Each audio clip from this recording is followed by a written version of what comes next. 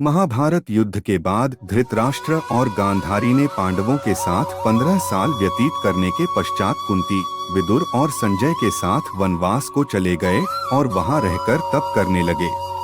विदुर और संजय इनकी सेवा में लगे रहते और तपस्या किया करते थे। एक दिन युधिष्ठिर के वन में पधारने के बाद विदुर ने देह छोड़कर अपने प्राणों को युधिष्ठिर में समा दिया। वही अगले दिन जब धृतराष्ट्र सहित सभी लोग स्नान करके आश्रम आ रहे थे, तभी वन में लगी भयंकर आग से वे तीनों उसी अग्नि में स्वाहा हो गए। संजय ने इस घटना को तपस्वियों को बताई और वे स्वयं दुखी हो हिमालय पर तपस्या करने चले गए। धृतराष्ट्र, गांधारी व कुंती की मृत्यु का समाचार से राजमहल में शोक फैल गया।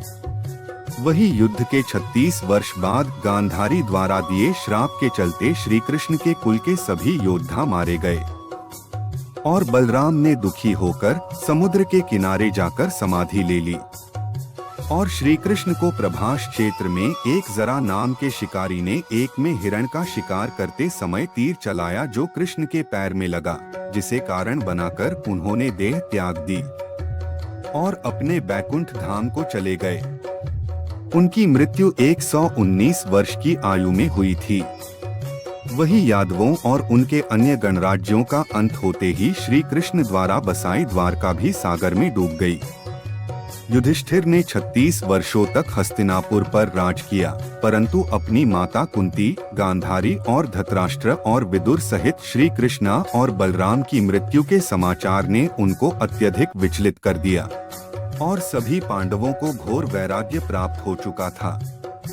यह देखते हुए उसी दिन युधिष्ठिर ने राज सिंहासन अपने पौत्र परीक्षित को सौंपा दिया और पांडव द्रौपदी के साथ हिमालय की ओर निकल गए। एक काला कुत्ता भी उनके साथ इस यात्रा पर निकल गया। जैसे ही उन्होंने हिमालय को पार किया, द्रौपदी ने अपने प्राण त्याग दिए। द्रौपदी की मृत्यु के पश्चात भीम ने युधिष्ठिर से पूछा कि सभी लोगों में से पहले द्रौपदी ने ही अपना देह क्यों छोड़ा। इस सवाल का जवाब देते हुए युधिष्ठिर ने कहा कि 5 पतियों के होने के बावजूद द्रौपदी अर्जुन को अधिक प्रेम करती थीं। अर्थात वह अपने 5 पतियों को बराबर नहीं समझती थीं, इसलिए वह स्वर्ग तक की यात्रा पूरी नहीं कर पाईं। इसके बाद सहदेव की मौत हुई। इसका कारण था सहदेव का अपने आप को सबसे अधिक बुद्धिमान समझना। इसके बाद नकुल ने अपने प्राण त्यागे। उसकी मौत का कारण था उसके भीतर पनप रहा अपने आकर्षक व्यक्तित्व को लेकर अहंकार। नकुल के बाद अर्जुन के देह ने उसका साथ छोड़ा।